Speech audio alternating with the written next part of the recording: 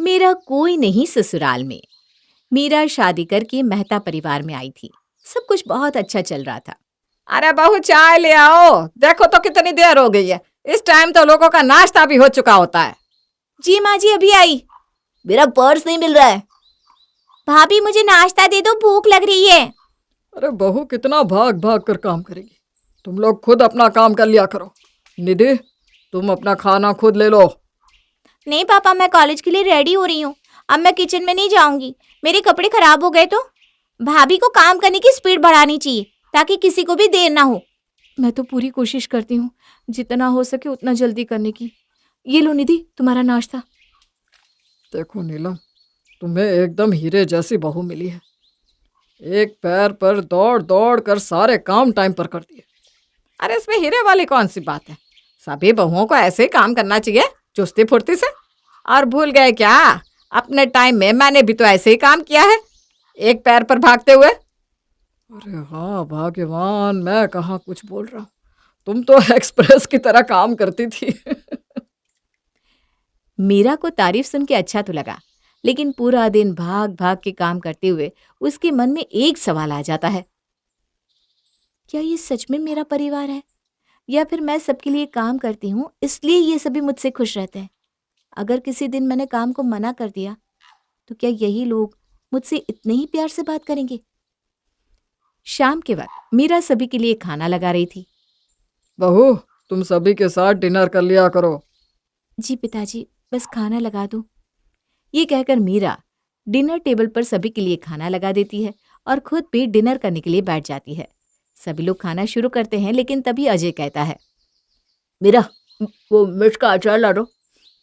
आज अचार खाने का मन कर रहा है। मीरा अचार ला कर देती है कि तभी निधि कहती है, भाभी मुझे दही और चीनी दे दो ना, आज मुझे दही खाने का बहुत मन है।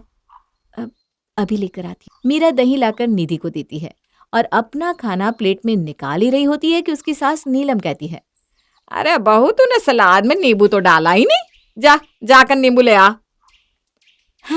मीरा नींबू लाकर सलाद में डाल देती है और इस बार डिनर टेबल पर नहीं बैठती। अरे मीरा, बैठकर खाना खाओ, ऐसे क्यों खड़ी हो?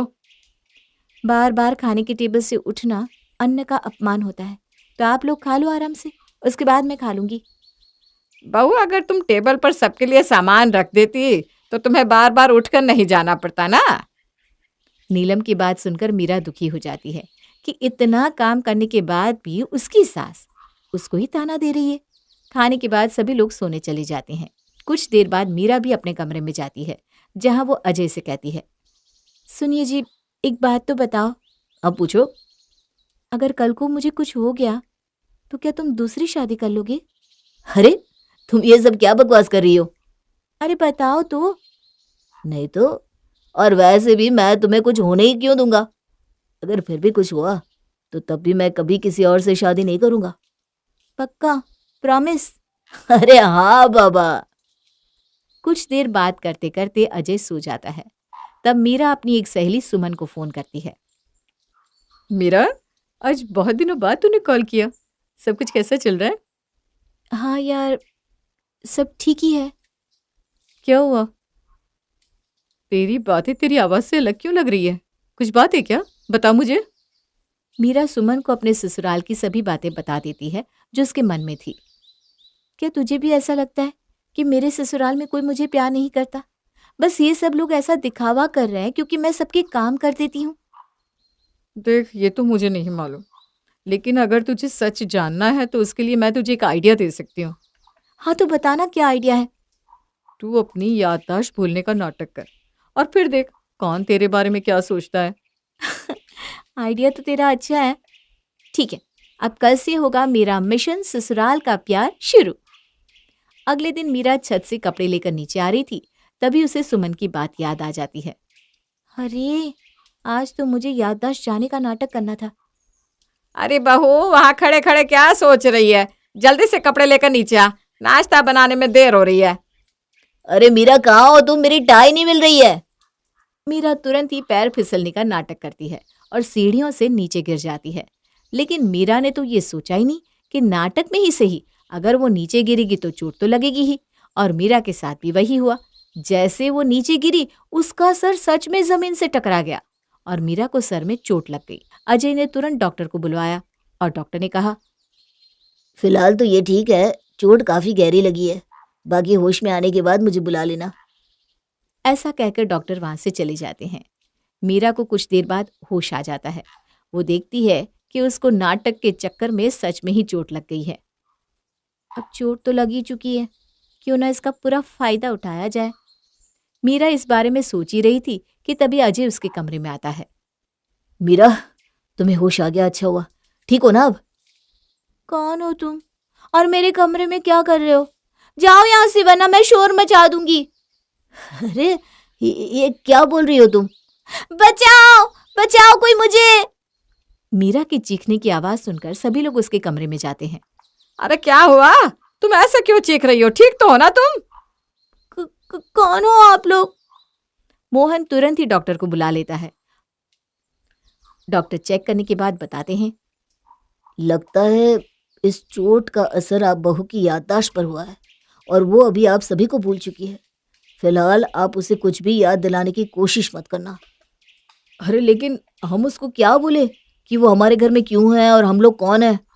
ये आप लोग सोचो, बस इतना याद रखना कि उसको अभी सच मत बताना, वरना उसका ब्रेन लोड नहीं ले पाएगा और मीरा को कुछ भी हो सकता है। डॉक्टर के जाने के बाद सभी लोग मीरा के कमरे में जाते हैं और कहते हैं, बेटा तुम हम लोगों से डरो मत। तुम्हारे मम्मी पापा काम की वजह से बाहर गए हैं और जाने से पहले वो उनके ही दूसरे घर में यहाँ छोड़ गए ताकि तुम आराम से रह सको। अच्छा, तो आप लोग हमारे घर की देखभाल करने वाले हैं? देखभाल हम लोग? अब हाँ हाँ, बिल्कुल सही कहा तुमने बेटा। भाग्यवान, थोड़ा चुप भी रहो अभी। और ये बाकी के लोग यहाँ क्या करते हैं?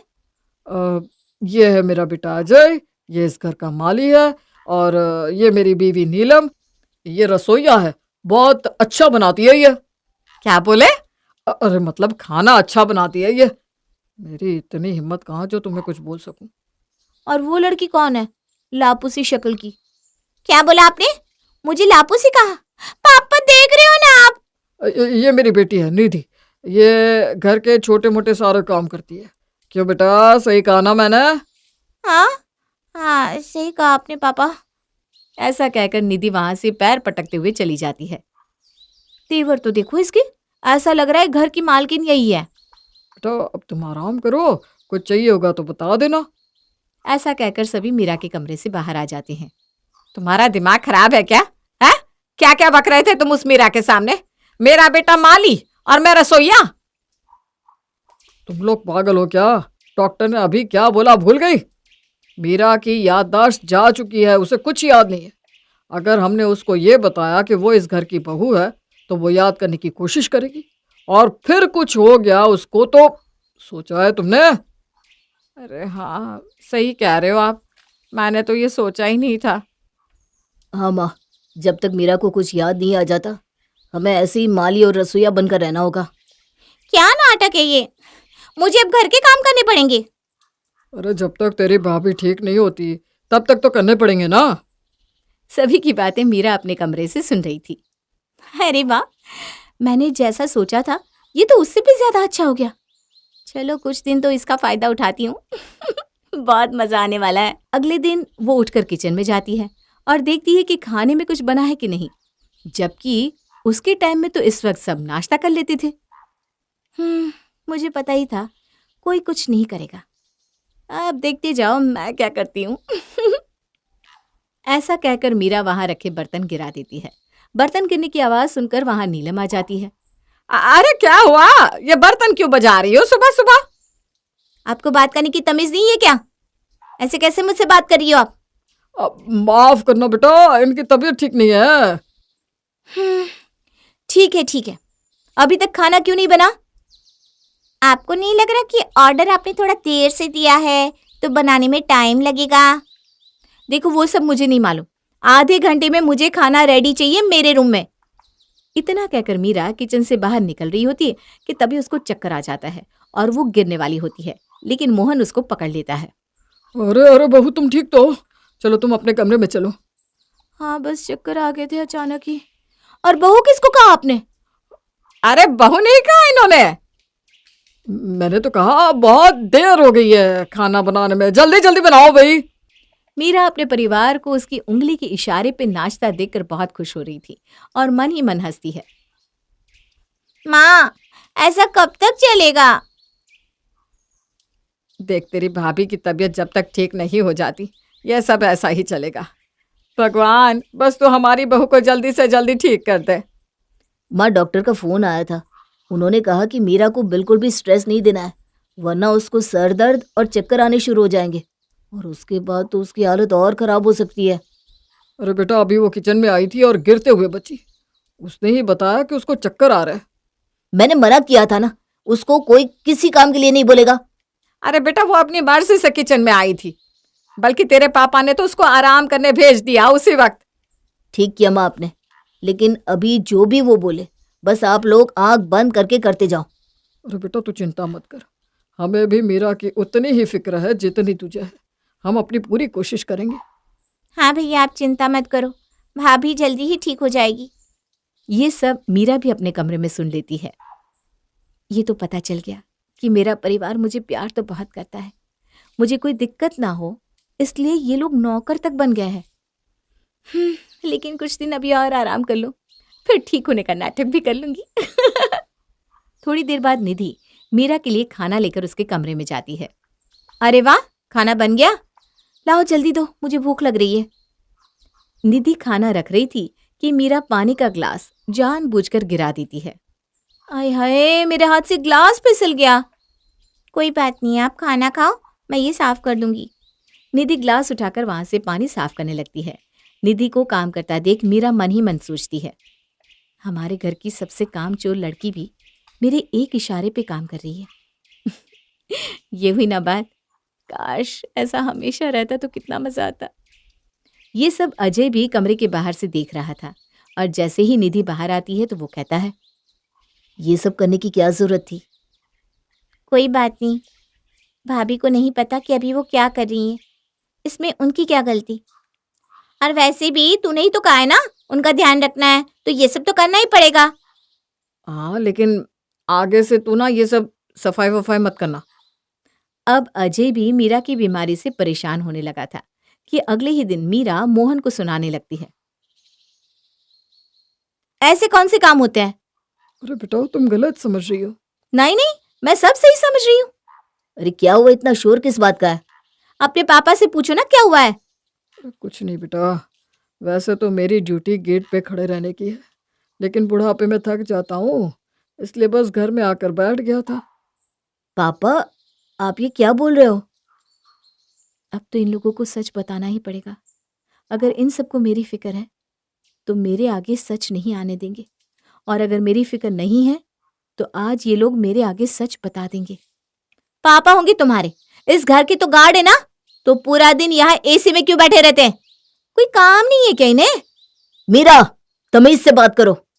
अरे बेटा, वो मीरा है मालकिन इस घर की, अभी उसकी तबीयत ठीक नहीं है।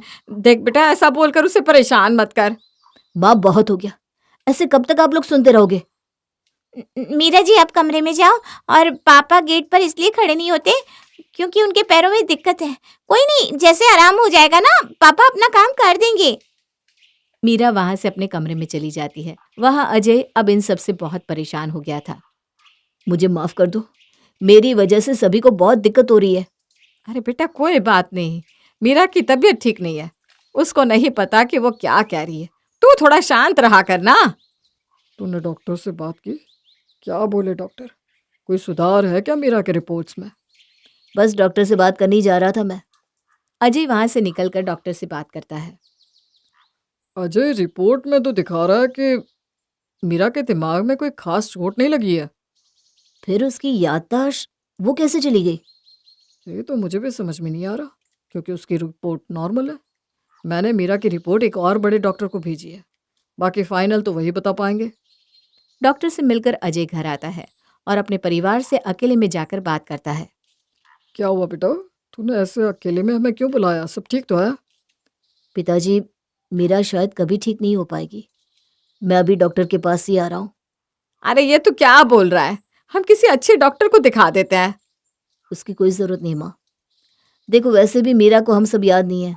मैं सोच रहा हूँ मीरा को उसके पापा के घर छोड़ आते हैं और मैं दूसरी शादी कर लेता हूँ। भैया, ये आप क्या कह रहे हो? भाभी को ऐसे छोड़ दोगे आप? देखो कल मैंने एक बहुत बड़े डॉक्टर को बुलाया है। अगर उसने भी यही कहा कि मीरा कभी ठीक नहीं हो सकती तो मैं किसी की नहीं सुनूंगा और मीरा को उसके मायके छोड़ाऊंगा। अरे बेटा, लेकिन ऐसा करना क्या ठीक रहेगा? पिताजी, मीरा की वजह से आप लोग भी तो कितना परेशान हैं। मैं नहीं चाहता कि अब और आगे ऐसा हो। अजय ऐसा कहकर वहां से चला जाता है। मीरा ये सारी बातें अपने कमरे की दीवार पे कान लगाकर सुन लेती है। मैंने ठीक ही सोचा था, कोई नहीं है मेरा अपना इस ससुराल में। मेरा खुद का पति मुझे छोड़ने की बात कर रहा है। मैं भी देखती हूँ ऐसे कैसे मुझे छोड़कर दूसरी शादी करेंगी ये। अगला दिन होता है और उनके घर डॉक्टर ओम आते हैं। आइए आइए डॉक्टर साहब, वो रहा कमरा मरीज का। कौन है मरीज यहाँ? अब मीरा जी। तुम थोड़े पागल हो क्या डॉक्टर? मैं तुम्हें एकदम ठीक ठाक नहीं दिखाई देती? हाँ लेकिन आपको चोट लगी थी, मैं वही चेक करने आया हूँ। डॉक्टर ओम मीरा का चेकअप करते हैं और मीरा को रूम में आराम करने को कहकर रूम से बाहर आते हैं। मीरा कमरे के गेट पर कान लगाकर बाहर क्या बात हो रही है सुनने लगती है। मेरी बहू ठीक तो हो जाएगी ना? मैं आपका दुख समझ सकता हूँ, लेकिन आपकी बहू कभी ठीक नहीं हो सकती। उसका कोई इलाज नहीं है। मैंने तो पहले ही समझाया था। अब जब डॉक्टर भी यही कह रहे तो अब तो समझ में आ रही है ना बात। ठीक है अजय बेटा, अगर कोई और चारा ही नहीं है तो तू बहू को उसके मायके ही छोड़ा। हाँ भैया, फिर हम आपके लिए अच्छी लड़की देखकर शादी भी कर देंगे। बेटा तू सही कह रहा है, कर ले तू दूसरी शादी, यही सही है। इतना सुनते ही मीरा अपने कमरे से सबके पास आकर कहती है, ऐसे कैसे कर लेंगे ये शादी? और तुमने तो मुझे प्रॉमिस किया था ना कि अगर मुझे कुछ भी हुआ तो तुम मेरा साथ नहीं छोड़ोगे, और यार तुमने मुझे छोड़ने की प्लानिंग तक कर ली। तुम्हें क्या लगा सिर्फ तुम्हें ही नाटक करना आता है? तुम्हारी रिपोर्ट देखकर डॉक्टर ने पहले ही बता दिया था कि तुम एकदम ठीक हो। बस तुम्हारा सच सामने के लिए ये सब नाटक किया मैंने। जी भाभी जी, मैं तो अजय का दोस्त हूँ। उसने जो कहा मैंने कर दिया। मुझे माफ कर दो, मैं सिर्फ ये देखना चाहती थी कि क्या आप लोग सच में मुझे उतना ही प्यार करते हो जितना मैं आप सबसे करती हूँ। वो तो ठीक है, लेकिन नाटक में तुम ये भूल गई कि तुम किससे क्या बात कर रही हो। अरे बेटा, माफ भी कर दे बहू को। मैं तो खुश हूँ कि मेरी बहू ठीक है। अजय भी मीरा को माफ कर देता है और सभी खुशी खुशी रहने लगते हैं।